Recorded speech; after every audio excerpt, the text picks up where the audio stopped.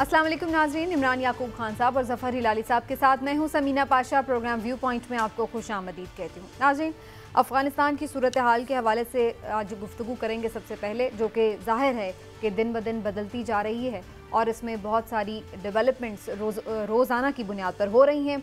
अगर आज की बात की जाए तो आज सबसे बड़ा जो चैलेंज इस वक्त नज़र आ रहा है, जो लेटेस्ट खबरें हैं वो ये हैं कि एक जो वैली और एक सूबा जो रह गया था जहाँ पर तालिबान अपना कंट्रोल हासिल नहीं कर सके थे अब तक, वो पंजशेर था। और अब ताज़ा खबरें ये आ रही हैं ज़राए से कि तालिबान ने अपने जंगजू वहाँ पर रवाना कर दिए हैं सूबे में दाखिल होने के लिए। दूसरी जानिब वहाँ के जो असर रसूख रखने वाले रहनुमा हैं मसूद अहमद, उनकी जानिब से भी कुछ मुतज़ाद किस्म की स्टेटमेंट्स नज़र आ रही हैं। कभी तो ऐसा लग रहा है कि वो कह रहे हैं कि जैसे वो साथ चलने के लिए तैयार हैं, मखलूत हुकूमत के हामी हैं, लेकिन साथ ही वो वाज़े कर चुके हैं कि पंजशेर बिल्कुल आसानी से ढेर नहीं हो जाएगा, बल्कि वहाँ पर तालिबान को मज़ाहमत का सामना करना पड़ेगा। तो थोड़ा आज इस हवाले से भी देखेंगे कि पंजशेर में ये मज़ाहमत क्यों है, इसको तालिबान कैसे काबू करेंगे या कैसे टैकल करेंगे, क्योंकि अभी तक हमने दो बदू लड़ाई की वो सूरत हाल अफ़गानिस्तान में नहीं देखी। जब बाकी सारे अफ़गानिस्तान में उन्होंने कंट्रोल हासिल किया तो यहाँ पर ऐसी सूरत हाल क्यों है, और फिर आगे जो हुकूमत साजी और तालिबान के पाकिस्तान से जुड़े जो मामलात हैं उनके हवाले से भी खुसूसी तौर पर गुफ्तगू करेंगे आज के प्रोग्राम में। आप सबको मैं खुश आमदीद कहती हूँ। और हिलाल साहब, पहले आपकी तरफ आते हुए, हिलाल साहब ये पंजशेर का क्या मामला है? सबसे पहले तो यही समझाइए, जब बाकी सारी जगहों पर आसानी से उन्होंने टेक ओवर कर लिया तो यहाँ पर क्या प्रॉब्लम है? यहाँ पर उन्हें अभी तक क्यों नहीं कामयाबी मिली? पंजशेर एक वैली है जिसमें अहमद शाह मसूद ने एक दफ़े ज़माने में कहा था कि अगर मेरे पास एक घर इस वैली में मेरे पास रह जाए फिर भी मैं लड़ूंगा तालिबान के ख़िलाफ़। और तो ये उनका अड्डा है, ये उनका गढ़ है, और इसको कोई फतह नहीं किया है अभी तक। तो जब अहमद शाह मसूद निकला उधर से, माने उसका बेटा जो है अब, और मेरे ख्याल में उसने स्टेटमेंट जब दिया तो हम लोग बड़े खुश थे कि भाई वो अब लड़ाई उधर नहीं होगी और वो भी तालिबान के साथ मिल गया होगा। मगर लगता है ऐसा है कि कोई कॉन्ट्रडिक्शन स्टेटमेंट्स आ रहे हैं, तो शायद वो ना हो। मगर मेरे ख्याल में मुझे आप इजाज़त दें कहने के लिए कि क्या नेमत हुआ है, खुदा की नेमत हुआ है कि आज अफ़गानिस्तान में हमारा सबसे बड़ा दुश्मन और उस दुश्मन का सबसे बड़ा और अहम सपोर्टर दोनों को निकाल दिया है। और ये जो है ये हमें ग्रेटफुल थैंक्स देना चाहिए तालिबान को कि ये इस खित्ते से निकल गए हैं, और मैं समझता हूँ कि अब ये वापस आ नहीं सकते, और ये हमें उनको शुक्रिया अदा करना चाहिए। और इसलिए मैं कहता हूँ ये ऐसा फतह है, और ख़ास तौर हमारे को इतना फ़र्क पड़ रहा है समीना, 1 लाख हमारे फ़ौज अब मशरिक़ से मगरिब से मशरिक़ जा सकते हैं, वेस्टर्न बॉर्डर से 1 लाख फ़ौज हमारे, दे हैव बीन फ्रीड कि वापस जाएं और हिंदुस्तान के बॉर्डर पे डिप्लॉय हुए। ज़बरदस्त किस्म का ये हमारा जीत है। इसलिए मैं कहता रहता हूँ, करें जो कुछ कर सकते हैं आप, इनके लिए रिकग्नाइज करें, मदद दें, हर किस्म की मदद दें, इसलिए कि जो उन्होंने आपके लिए किया है इस अनपैरेलल्ड। लेकिन आज हम प्रोग्राम में इस पे भी बात करेंगे कि हमने क्या किया है अफ़गानिस्तान के पीस प्रोसेस के लिए, क्या पाकिस्तान ने कोई किरदार अदा किया है पसे पुश्त, इस पर भी बात करेंगे। लेकिन इमरान साहब, पहले जैसे कि पंजशेर की सूरत हाल के हवाले से मैंने हिलाली साहब से बात की, थोड़ा आप भी इस पर अपना पॉइंट ऑफ व्यू दें और ये भी बताएं कि खुदा न खास्ता आपको वहाँ पर ये सिचुएशन तो नहीं नज़र आ रही कि जो खून रेजी जिस चीज़ से हम सब अवॉइड करना चाह रहे हैं वो खुदा न खास्ता वहाँ तो नहीं हमें दिखाई देगी? बिस्मिल्लाहिर्रहमानिर्रहीम। देखिए समीना, 2-3 चीज़ें हैं। पहली बात ये है कि पंजशेर जो है ना, उसका उस वैली का आप देखें कि शुरू से वहाँ पे अहमद शाह मसूद जो है उनके कबीले का हमेशा रहा है होल्ड, और उनके साहबजादे जो हैं अहमद मसूद साहब, उनके हवाले से जैसे हमने कहा कि पहले आई खबर कि उन्होंने कहा कि हम साथ मिल जाएंगे, फिर दूसरी कंट्राडिक्शंस आती गई, लेकिन अल्टीमेटली मैं समझता हूँ कि वहाँ पे भी शायद उतनी खून रेजी ना हो। हमारी तो वैसे ख्वाहिश भी है कि ना हो, लेकिन मुझे लग ऐसे रहा है कि वहाँ पे भी मामला तो उस तरह से सेटल हो जाएंगे اچھا، اگرچہ ماضی میں آپ کو پتہ ہے کہ ان کی آخری وقت تک جنگ ہی رہی طالبان کے ساتھ، اور اس طرح سے کبھی بھی وہ آپس میں صلح صفائی کے ساتھ نہیں رہ سکے، لیکن اس دفعہ صورتحال تھوڑی سی ڈیفرنٹ ہے، اور طالبان کے رویے میں بھی لچک ہے. اس دفعہ لگتا ہے کہ ان کے ساتھ معاملات وہ طے کر لیں گے، لیکن یہ جو انہوں نے اپنے جنگجو روانہ کی، اور جس طرح سے یہ بھی آپ کو پتہ ہے کہ ٹیکٹکس ہوتے ہیں، وہ دباؤ ڈالنے کے لیے بھی اور مخالف فریق کو راضی کرنے کے لیے بھی، تو میں سمجھتا ہوں کہ وہ سارے اپنے جو ہیں داؤ پیچ وہ آزمائیں گے تاکہ کسی طریقے سے بھی اس پہ ہو. اور طالبان خود اس دفعہ اپنا جو امیج قائم کیے ہوئے ہیں اور جو انہوں نے پالیسی بنائی ہے، میں سمجھتا ہوں کہ طالبان آخری حربہ ان کے لیے رہ جائے گا جنگ کرنا آخری حد تک، ورنہ ان کی بھی طرف سے کوشش یہی ہوگی، آخری حد تک وہ اسی کوشش میں رہیں گے کہ اوائڈ کریں اور صلح صفائی سے مذاکرات کے ذریعے معاملے کو حل کر لیا. جی الہی صاحب کوئی شارٹ کامنٹ آپ کا تو جلدی سے کر لیجئے. جی میں اسی کے بارے میں آپ کو ایک چیز بتانا یہ چاہتا ہوں کہ دیکھیے یہ جو رپورٹ ایک افغانستان سے یہ آیا ہے کہ ابھی امریکن ہوائی جہاز ہتھیار لے کے کابل ایئرپورٹ پہ لینڈ کر رہے ہیں، اور وہی ہتھیار ہیلی کاپٹرز میں ڈال کے وہ نارتھ لے جا رہے ہیں، مانے پنشیر کی طرف. اب پنشیر جو ہے وہ ادھر وہی جگہ ہے جو یہ جو فروڈیا ہے، یہ کیا نام ہے اس کا، اتمر، یہ جو وائس پریزیڈنٹ تھا اور اپنے آپ کو کہتا ہے کہ میں اب پریزیڈنٹ بن گیا ہوں افغانستان کا، یہ اتمر ادھر پناہ لیا ہوا ہے. اتمر جا کے ان کو جوائن کیا ہے.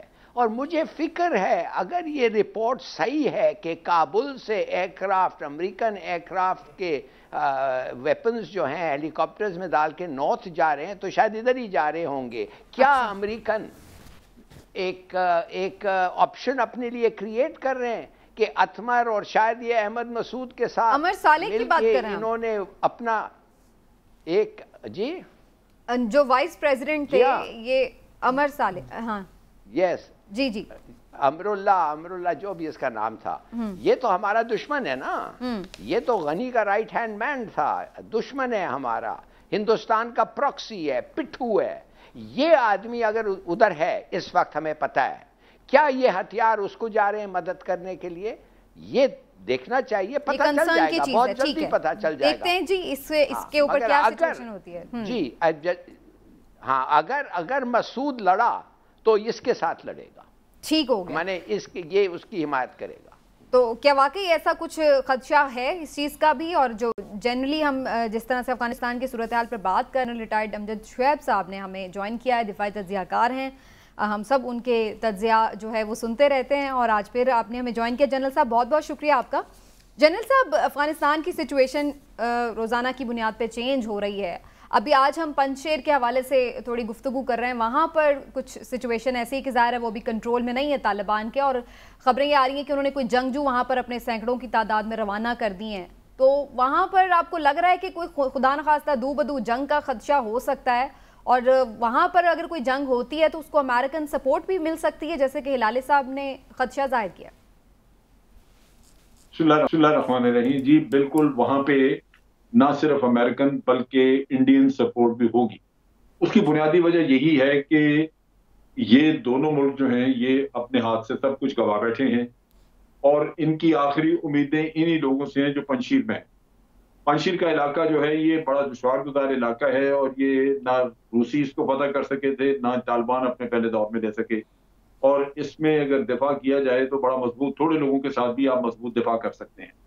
تو ان کے پاس ذرا مسئلہ تھا ویپنز کا بھی، اور کچھ یہ فوجی جو اس علاقے سے گئے ہوئے تھے آرمی میں، وہ آرمی ابھی ان کی تتر وتر ہوئی تو وہ واپس پہنچ گئے ان کے پاس. تو مین پاور کچھ ان کو مل گئی ہے، سنا ہے کہ 6-7 ہزار لوگ ان کے پاس آ گئے ہیں، اور ان کو ویپنز درکار ہیں. تو کچھ ویپنز ہوں گے، تھوڑے بہت کچھ آگے مل جائیں گے. بھارت کی کوشش یہ رہے گی کہ کسی نہ کسی طرح وہ ان کو ایکٹیویٹ کرے، کیونکہ اگر طالبان کو نکال نہیں سکتے تو کم از کم کہیں انتشار اگر تھوڑا بہت ہو تو وہ بھارت کے مفاد میں ہے. امریکہ بھی جب نکلا تو ان کی کوشش یہی تھی کہ جب ہم نکلیں تو پیچھے ایک انتشار ہو. تبھی وہ آپ لوگوں کو کہہ رہے تھے کہ اپنے بارڈرز کھلے رکھیں، क्योंकि उनको बड़ी तवक्को थी कि बड़ी खाना जंगी होगी और बड़े पैमाने पे नकल मकानी करेंगे लोग, लेकिन वो हुआ नहीं। तो इनको जो सबसे बड़ी, मैं समझता हूँ, उन्हें निकलना तो था, यहाँ से खुद तो अमरीकियों ने जाना ही था, लेकिन जो सबसे बड़ी मायूसी उनको हुई है वो यही हुई है कि यहाँ पे कोई खाना जंगी हुई नहीं। सिविल वॉर होती तो सब कुछ पीसफुली क्यों हो गया। ठीक, लेकिन पीसफुली क्यों हो गया, सही। लेकिन जनरल साहब, आपको क्या लग रहा है अभी जो सिचुएशन है, जिस तरह से सबसे बातचीत की, तालिबान ने बड़ा स्मार्ट प्ले किया है, बड़ा मैच्योर बिहेव किया है, तो अब ये सारा मामला आपको क्या लग रहा है, नेशनल गवर्नमेंट बनती दिखाई दे रही है, सब धड़े उसमें शामिल होंगे और फिर बाकी दुनिया उन्हें आसानी से एक्सेप्ट भी कर लेगी? देखिए, अभी तक तो तालिबान जो है वो बड़े, मैं समझता हूँ कि एक फराख दिली से काम कर रहे हैं, उनको अकोमोडेट कर रहे हैं। उससे तो लगता है कि कहीं ना कहीं कोशिशें कामयाब हो जाएंगी। और यही चीज उन्होंने अभी की है कि अशरफ गनी को भी कहा है कि जी आपको भी माफी है, अमरुल्लाह साले को भी मैसेज दिया है कि आपको भी माफी है, ये सोच के कि शायद ये उस लालच में कि ये भी हुकूमत का हिस्सा बने, तो ये रेजिस्टेंस की बजाय तावन पे आ जाएं तो इनके साथ इनको शामिल कर लिया जाए।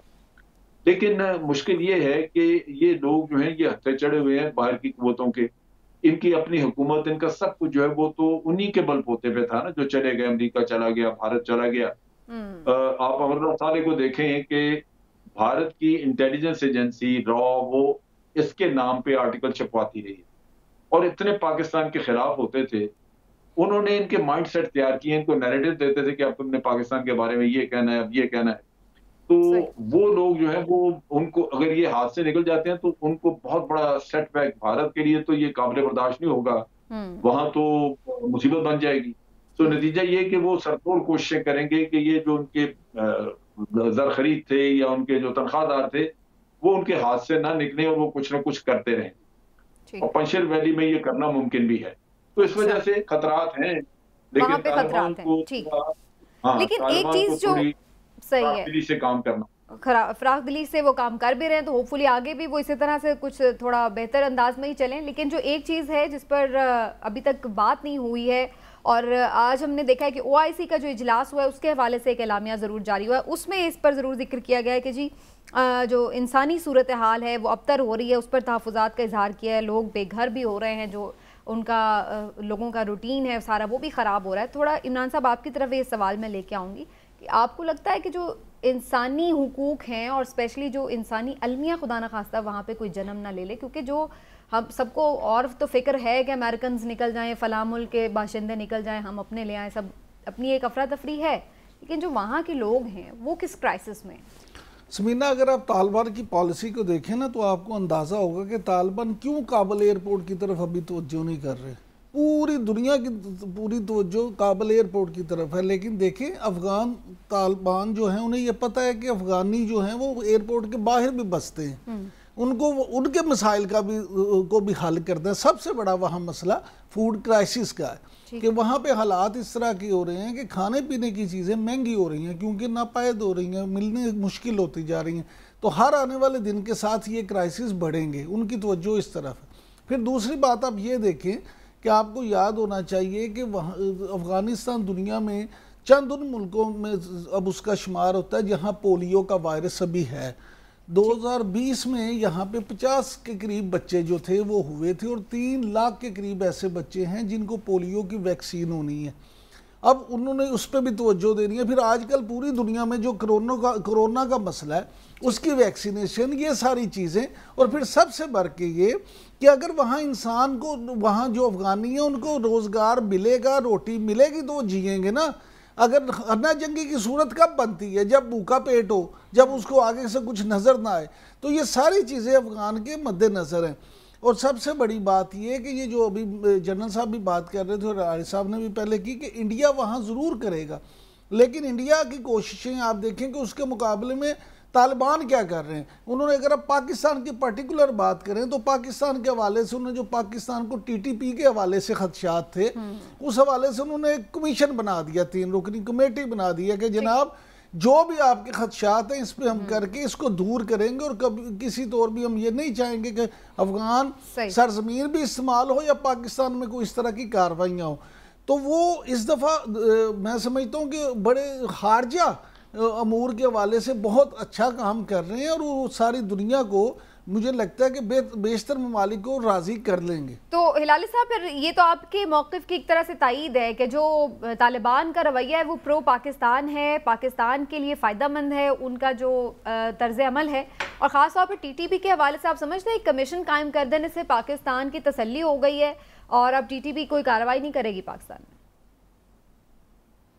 ہماری سب سے بڑی تسلی ہے ہمارا اپنی قوت، مگر اگر انہوں نے یہ کیا ہے it's a good step, it's a good step. ہم ان کو بتا سکتے ہیں کہ یہ آپ نے کہا تھا یہ ہوگا، مگر یہ دیکھیے کیا کر رہے ہیں، اور یہ آپ کے حمایتی بن رہے ہیں. دیکھیے میں کچھ اور کہنا چاہتا ہوں، یہ او آئی سی کا جو اسٹیٹمنٹ ہے نا، معاف کریے یہ او آئی سی کی اسٹیٹمنٹ پہ زیادہ ایمفسس نہ دیں کہ لوگوں کو ہیومن رائٹس یہ وہ. کیا ہیومن رائٹس ہیں او آئی سی ملکوں میں؟ پتہ نہیں وہ کون ہوتے ہیں کسی کو لیکچر کرنے کے لیے ہیومن رائٹس پہ. مگر میں یہ آپ کو یہ کہنا چاہتا ہوں کہ ہم لوگ جو ہیں، اب ہمارے فارن منسٹر جا رہے ہیں ادھر. اب دیکھیے میں کانکریٹ ایکشن چاہتا ہوں. نمبر 1، کیوں نہیں ابھی تک گورنمنٹ بنا ہے بھائی افغانستان کا؟ چلو ٹھیک ہے ہر منسٹر کی اپوائنٹمنٹ نہیں ہوئی ہے، مگر فارن منسٹر تو طالبان کا ہوگا، ڈیفنس طالبان کا، انٹیریئر طالبان کا، یہ سب تو نیچرل چوائسز ہوں گے، یہ سب طالبان کے منسٹرز ہوں گے. اگر دوسرے بھی، اگر حکمت یار بھی آ رہا ہے، اگر عبداللہ یا قانونی جو بھی ہے، یہ سب کو آپ لے رہے ہیں، the key posts will be with the Taliban. تو بھائی اپوائنٹ کریں ان کو.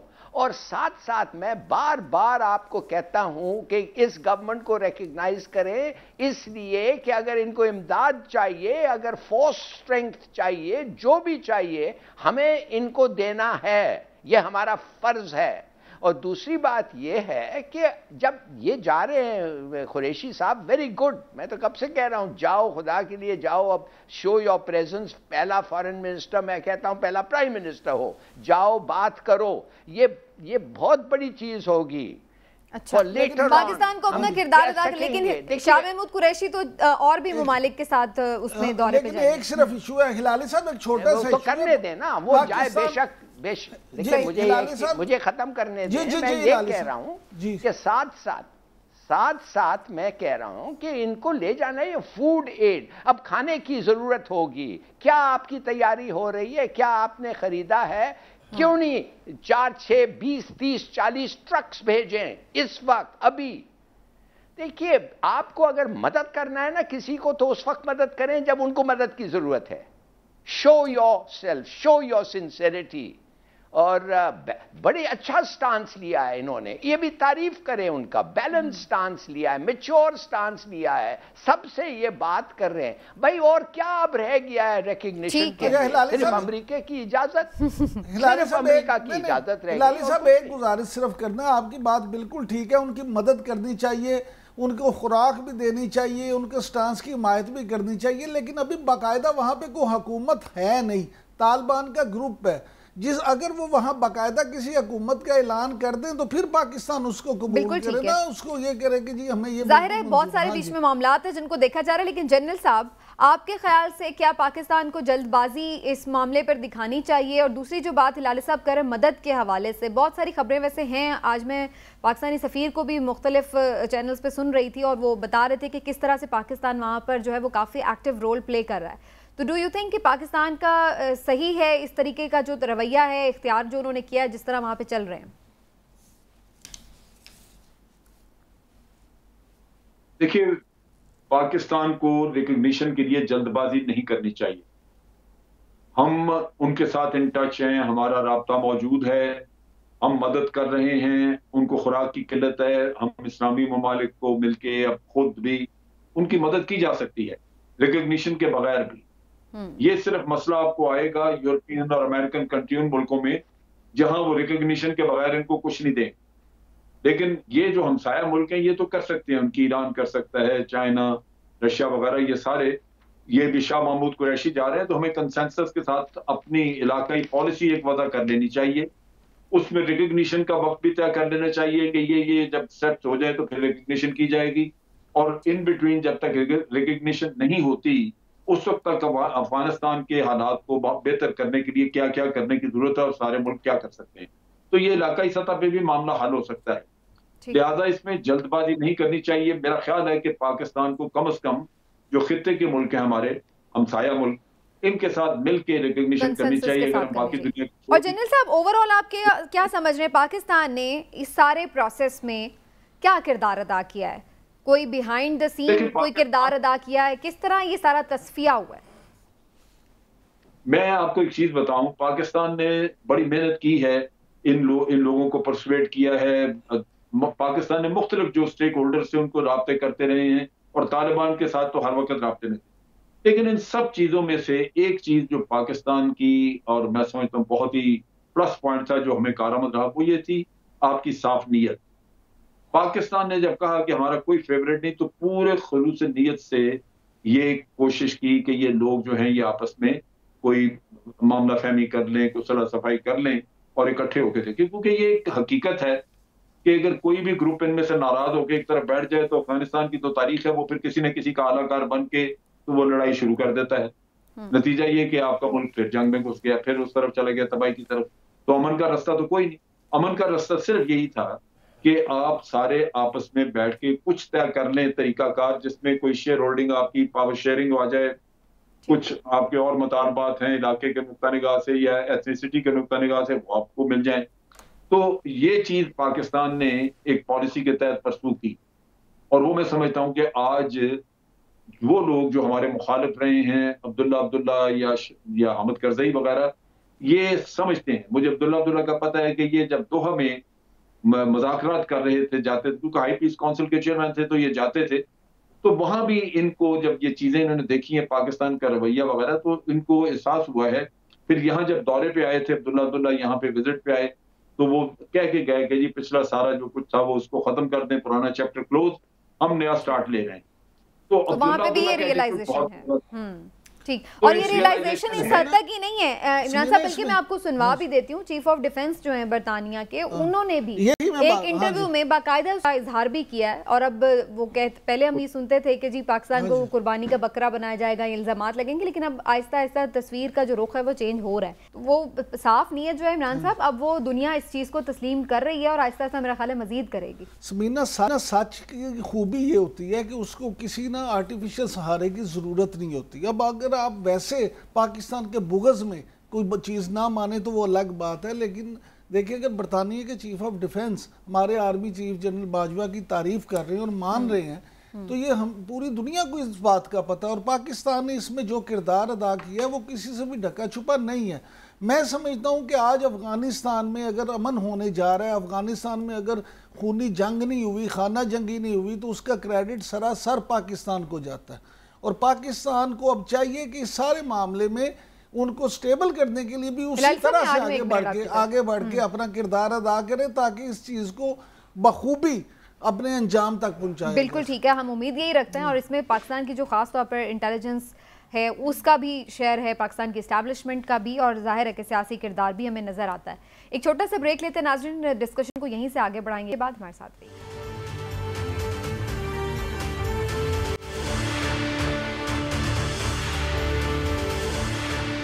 वेलकम बैक नाज़रीन। पाकिस्तान ने क्या किरदार अदा किया और आगे अब पाकिस्तान के क्या चैलेंजेस भी हैं और क्या पाकिस्तान के लिए बेहतरी की आने की सूरत हाल है, इस पर गुफ्तगू कर रहे हैं। लाली साहब, आप कुछ कहना चाह रहे थे ब्रेक पर जाने से पहले, उसमें आप शामिल कर लीजिए मेरा सवाल भी, कि क्या पाकिस्तान की इंटेलिजेंस एजेंसीज ने, पाकिस्तान की इस्टेब्लिशमेंट ने किस तरह से ये सारा जो प्रोसेस है उसको मंतकी अंजाम तक पहुँचा रहे हैं? देखिए, पहली बात तो ये है कि मैं जानना चाहता हूं कि रिकग्निशन से ये हम क्यों गुरेज कर रहे हैं। मुझे एक आदमी बताएं ना, एक वजह बताएं। कहते हैं जल्दी नहीं। क्या मतलब जल्दी नहीं? जब इजराइल एक दिन पुराना था, यूनाइटेड स्टेट्स ने उसको रिकग्नाइज करके दुनिया को बता दिया था कि तुम करोगे या ना करोगे, हम इजराइल को कायम करेंगे। उसका मतलब यह था कि रिकग्निशन उन्होंने जब इजराइल को दिया था, उसका मतलब यह था कि अब तुम्हें हमारे साथ लड़ना पड़ेगा अगर इजराइल को तुम रोक रहे हो बनने के लिए। देखिए, I want to make a point. मेरा पॉइंट यह है कि इनको अगर आप रिकग्नाइज करेंगे तो इनके साथ एक ट्रीटी साइन करें। आप कोई भी ट्रीटी साइन करते हैं, but before signing you have to recognise. अब इसके बाद जब हिंदुस्तान जाके किसी साइड को मदद करेगा, उनको हथियार देगा, उनको जो भी करेगा, تو ہم اس کو پتا ہونا چاہیے کہ ہم جو ہیں چھپ چھپ کے نہیں کہ امریکنوں کی طرح وہ پیچھے سے کچھ یہ دے دے. ہم کھلا کہتے ہیں کہ یہ لیگل گورنمنٹ کو ہم ریکگنائز کرتے ہیں, تم لوگ اس کے خلاف سازش کر رہے ہو اور اس لیے ہم ان کو مدد کریں گے. کچھ بھی ہو سکتا ہے. یو کوڈ سینڈ ٹروپس, اگر وہ چاہتے ہیں ٹروپس آنے, you can send troops. American ہوتے بھیجا نا. تو بھئی یہ کس قسم کی سر وہ اگین آپ نے خود ہی جواب دے دیا کہ گورنمنٹ بنے گی تو پھر ہی ریکگنائز کریں گے نا. آپ نے خود ابھی کہا کہ نہیں, دیکھیے گورنمنٹ بنے, کیا اسرائیل کا گورنمنٹ ایک دن میں بن گیا تھا؟ بھئی گورنمنٹ بنانے کی بڑی بات نہیں ہے, ریکگنیشن از امپورٹنٹ. آپ صرف یہ ریکگنائز کرتے ہیں کہ دے آر دا گورنمنٹ کے منسٹرز اپوائنٹ ہو کے اوتھ لے کے نہیں, ڈزنٹ میٹر. یہ آپ لیگل چیزیں پہ نہ دوڑائیں نا.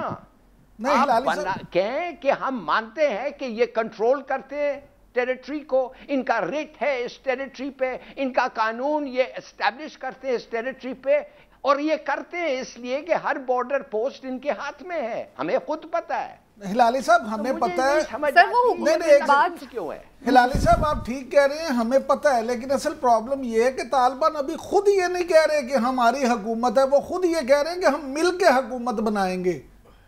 وہ تو اور پھر وہ بات ہے کہ حکومتی سطح پر بات چیت ہوگی تو آٹومیٹکلی سلسلہ آگے بڑھے گا. جی جی جنرل صاحب, یہ طالبان کی گورنمنٹ ہوگی, صدر, امیر, پریزیڈنٹ جو بھی کہیں طالبان ہوگا. جی ٹھیک ہے. جی جنرل صاحب. جی میں یہ کہنا چاہ رہا ہوں کہ آپ کا, میں نے یہ کہا کہ جو علاقائی ہمارے علاقے کے خطے کے ملک ہیں کم از کم ان کو ساتھ ہم نے ملا لینا چاہیے. ہمیں تجربہ ہے, یہ اسرائیل والی کہانی نہیں, یہی طالبان تھے اور ہم واحد ملک تھے جنہوں نے سب سے پہلے ریکگنائز کیا, پھر ہمارے ساتھ دو اور نے کیا. تو طالبان کو ہم کوئی فائدہ نہیں پہنچا سکے, پوری دنیا میں ہم بھی آئسولیٹڈ ہیں اس معاملے میں. اگر آج کی صورتحال دیکھیں تو طالبان کی سب سے بڑی جو مشکل, اگر حکومت بن جاتی ہے, سب کچھ بھی ہو جاتا ہے, تو ان کے پاس پیسے نہیں ہیں تنخواہیں دینے کے بھی, ایک مہینے کی بھی کسی کو تنخواہیں دینے. یہ ملک چلا نہیں سکتے. ان کے لیے لابنگ کرنا, پاکستان کو کچھ ملکوں کو ساتھ ملانا جو ان کے لیے کچھ آسانیاں پیدا کر سکتے, یہ بڑا ضروری ہے. اگر پاکستان خود ریکگنائز کر لے اور باقی دنیا نہ کرے تو نہ آپ لابنگ کرنے کے قابل رہیں گے, نہ ہی کسی کو ملا سکیں. سو یہ آپ جو ابھی شاہ محمود قریشی بھی جائیں گے, یہ خطے میں ایک کنسنسس آپ نے پیدا کرنا ہے جہاں کم از کم ان کو زندہ رکھنے کے لیے کچھ وسائل مختص کیے جائیں.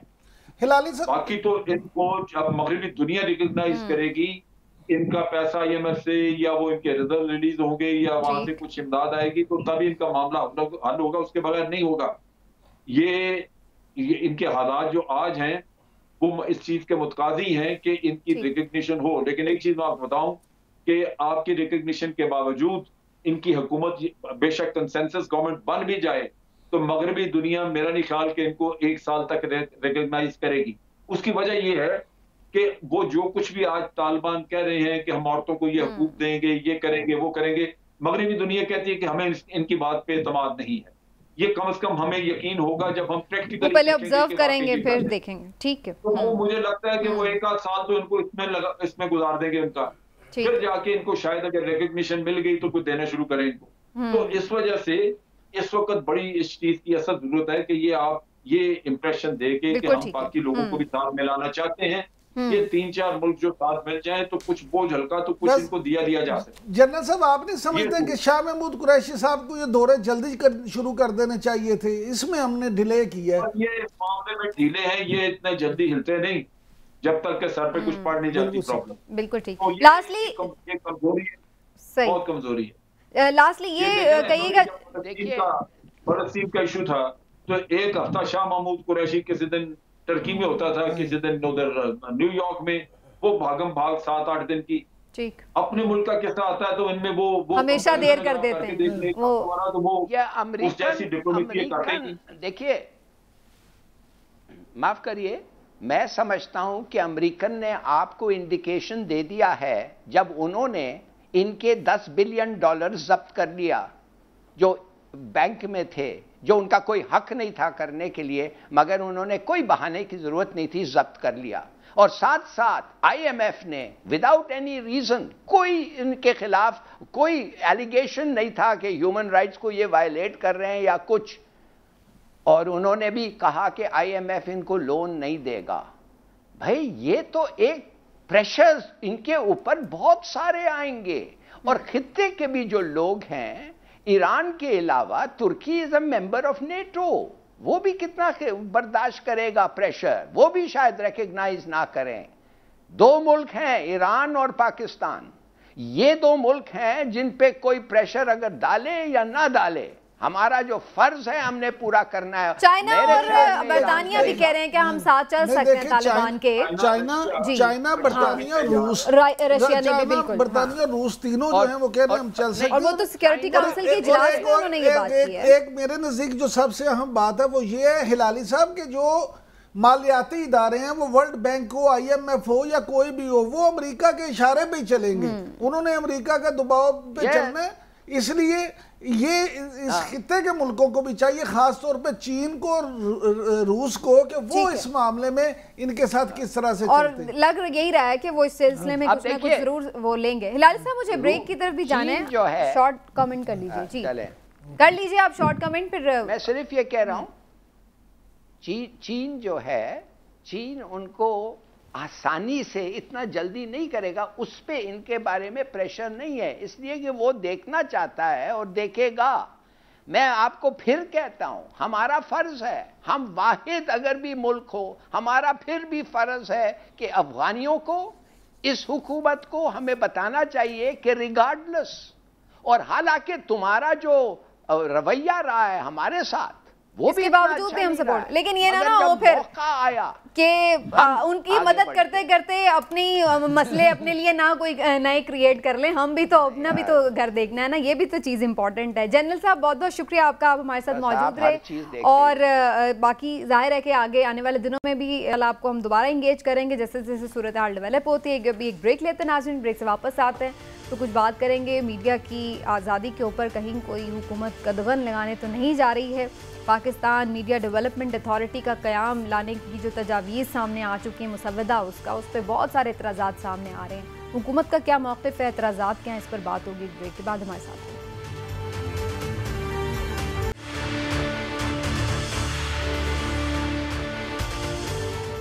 پاکستان میڈیا ڈیولپمنٹ اتھارٹی کے نام سے جو اتھارٹی قائم کرنے کا مسودہ ہے, اس کو سامنے جب سے لایا گیا اس کے بعد سے مختلف میڈیا تنظیموں کی جانب سے اس پر بڑے اعتراضات اٹھائے جا رہے ہیں, اور ان کا یہ خیال ہے کہ یہ شاید آزادی صحافت پر کوئی قدغن لگانے کی کوشش ہے. اس کا اگر ڈیٹیل میں ہم جائزہ لیں, جو کہ آگے ہم اس کے مختلف جو نکات ہیں اس پہ بات بھی کریں گے, لیکن بظاہر اس میں ورکرز کے لیے کچھ چیزیں ضرور ہیں جو کہ اپریشیٹیبل ہیں, جبکہ کچھ ایسی چیزیں بھی ہیں جن پر یہ لگ رہا ہے کہ شاید حکومت کنٹرول کرنا چاہ رہی ہے.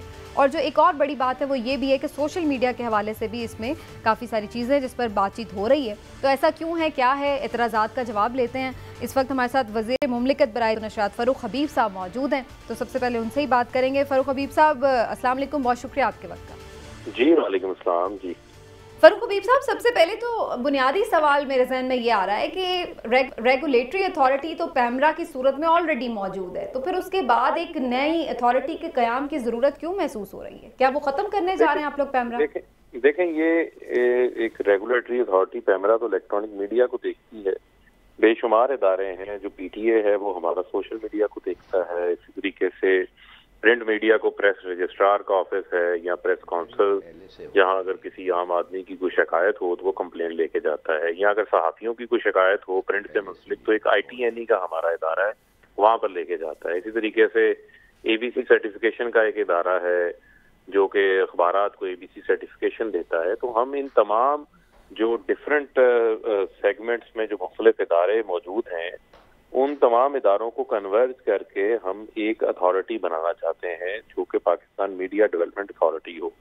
اس میں ہمارے سامنے کچھ ماڈلز موجود ہیں. برطانیہ میں آفکام کا ماڈل ہے, سنگاپور کے اندر میڈیا کو کے حوالے سے ماڈل ہے, آسٹریلیا کا ماڈل ہے. ان تمام ماڈلز کو ہم نے اسٹڈی کیا ہے. تو یہ باقی ادارے پھر کیا اس طرح سے انٹرفیئر نہیں کر سکیں گے, وہ ختم ہو جائے گا ان کا کردار؟ نہیں, ان کو کنورج کر رہے ہیں. ان تمام اداروں کے ڈائریکٹریٹس بن جائیں گے. اور بنیادی طور پہ 2-3 چیزیں جب میں آپ کو دیتا ہوں. جہاں رہی بات میڈیا ورکرز کے حوالے سے, تو ان کی جب تنخواہوں کا ایشو آتا ہے یا ان کی جاب سیکورٹی کا ایشو آتا ہے تو صرف پرنٹ میڈیا کے پاس ایک فورم تھا ITNE کا, 10,500 درخواستیں وہاں پہ پڑی تھیں. سالانہ 3 سے 4 کروڑ کا بجٹ تھا. صرف 700 درخواستیں جو ہیں وہ ان پہ فیصلہ ہو سکا. پریس کونسل آف پاکستان کا 5 کروڑ کا سالانہ بجٹ تھا. صرف 10 درخواستوں کے اوپر فیصلہ ہو سکا, کیونکہ پرانے لاز ہیں, انفیکٹو ہیں, فنکشنل نہیں ہیں, پاورز نہیں ہیں اپنے فیصلوں کو امپلیمنٹ کروانے کے حوالے سے. تو ان تمام چیزوں کو ہم بہتر کر رہے ہیں. ہم لے کر آ رہے ہیں میڈیا کمپلینٹ کمیشن لے کر آ رہے ہیں.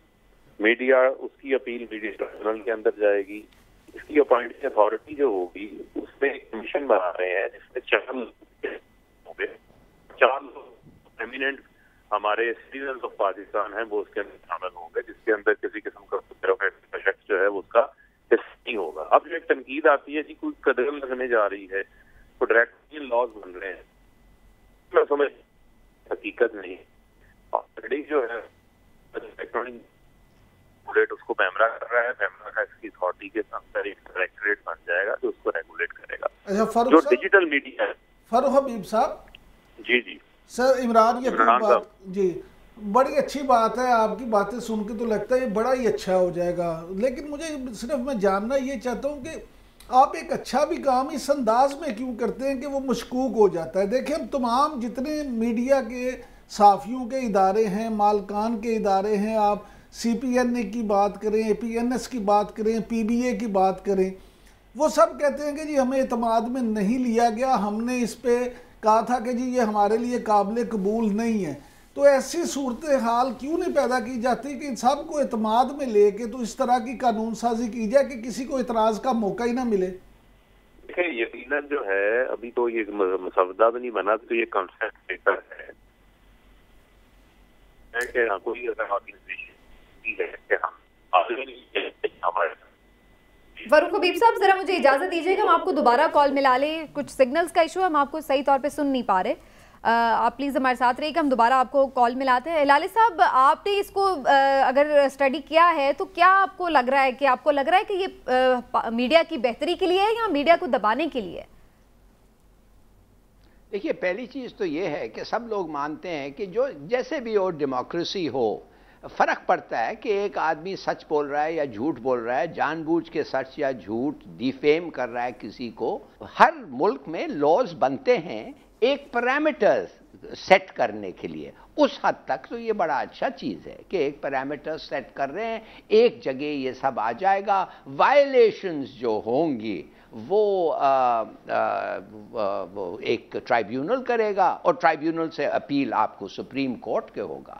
مگر میں جو سمجھتا ہوں, مجھے جو اس کے آبجیکشن ہے وہ یہ ہے کہ بھئی سب لوگ جن کے اوپر یہ لاز لاگو کر رہے ہیں, وہ جرنلسٹ جو ہیں, وہ ہر opposition party, Pakistan P F U J, human rights commission, bar councils, بس آئی ایس پی آر رہ گیا ہے میرے خیال میں, ان کو پوچھیں تو شاید وہ بھی مان جائیں.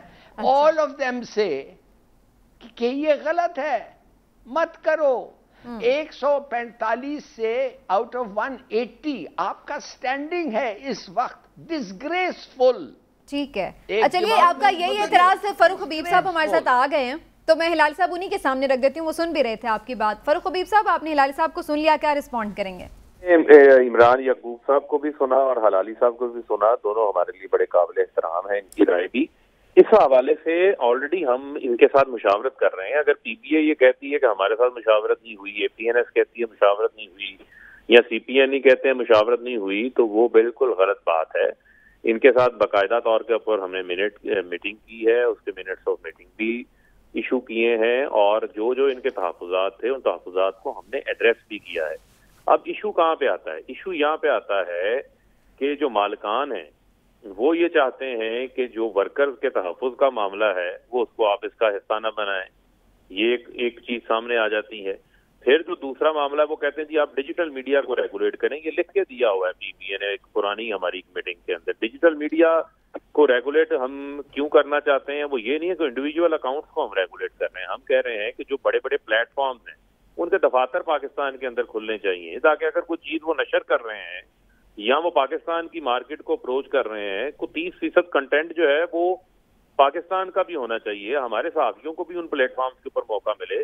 اب نیٹ فلکس ہے, او ٹی ٹی پلیٹ فارمز ہیں, یہاں پر جو ہے وہ اربوں ڈالر کی ایڈورٹیزمنٹ جا رہی ہے. صرف پاکستان سے اس سال جو ہے وہ 9 سے 10 ارب روپے کی ڈیجیٹل میڈیا کے اوپر ایڈورٹیزمنٹ ہوئی ہے. وہ کسی ریگولیشن کے انڈر ہی نہیں ہے, کسی ٹیکس کے نظام کے انڈر نہیں ہے. تو ہم فیس بک, ٹویٹر, یوٹیوب, یہ جو بڑے بڑے پلیٹ فارمز ہیں, ان کو ہم قائل کریں گے کہ آپ دفاتر پاکستان کے اندر کھولیں. انڈیا نے کیا ہے. فاروق حبیب صاحب جو تاثر آ رہا ہے وہ یہ آ رہا ہے کہ شاید ہر انڈیویجول کو یا کوئی جو پاکستان کے پلیٹ فارم سے بنانا چاہ رہا ہے اپنا اکاؤنٹ, اس کو کوئی این او سی لینا پڑے گا گورنمنٹ سے. انڈیویجول کا تو ایشو ہی نہیں ہے نا. دیکھیں کوئی انڈیویجول ہے اس کا ایشو نہیں ہے. ایک خاص حد تک کوئی این او سی نہیں لینا پڑے گا. ڈرائیورشپ ہے, ایک خاص حد تک لائکنگ ہے, وہ ہم ڈیسائیڈ کر لیں گے اس کے اندر. اور ہم نے اس کو بڑا اس مشاورت کر رہے ہیں. عمران صاحب نے یہ بات کی, ہم مشاورت کر رہے ہیں. پی ایف یو جیز ہیں. اچھا پی ایف یو جیز کی بھی ڈفرنٹ جو ہیں وہ تنظیمیں ہیں, ان سب سے ہم نے مشاورت کی. 5 press club, national press club, 4 صوبائی پریس کلب سے ہم نے مشاورت کی اور ابھی مشاورت کا عمل جاری ہے. سن لیں, گزارش یہ ہے کہ 4 پریس کلب اور پی بی اے اور پی یو ایف جے سب نے یہ کہا کہ جناب ہم نے تو وہ باتیں ہی نہیں تھی کی جو آپ نے میٹنگ منٹس میں ان کی طرف سے جاری کر دی. وہ کہتے ہیں یہ باتیں تو طے ہی نہیں تھی ہوئی. پہلی بات یہ ہے, سن لینا فاروق صاحب ایک منٹ صرف. میری گزارش یہ وہ چیزیں ہیں جو تمام ٹی وی چینلز پہ آپ اشتہارات بھی دیکھ رہے ہیں ان کی طرف سے, جس میں وہ یہ موقف دے رہے ہیں, اخباروں میں اشتہار چھاپ رہے ہیں. دوسری بات یہ ہے کہ جس میٹنگ منٹس کی آپ نے بات کی اس کے حوالے سے بھی ان کی ریزرویشن ہے. پھر سب سے بڑی بات کہ عام تاثر یہ دیا جا رہا ہے کہ مسئلہ اس آرڈیننس کا نہیں ہے, مسئلہ وہی ہے جو ہر حکومت کو صحافیوں اور صحافتی اداروں سے اور صحافت سے ہوتا ہے.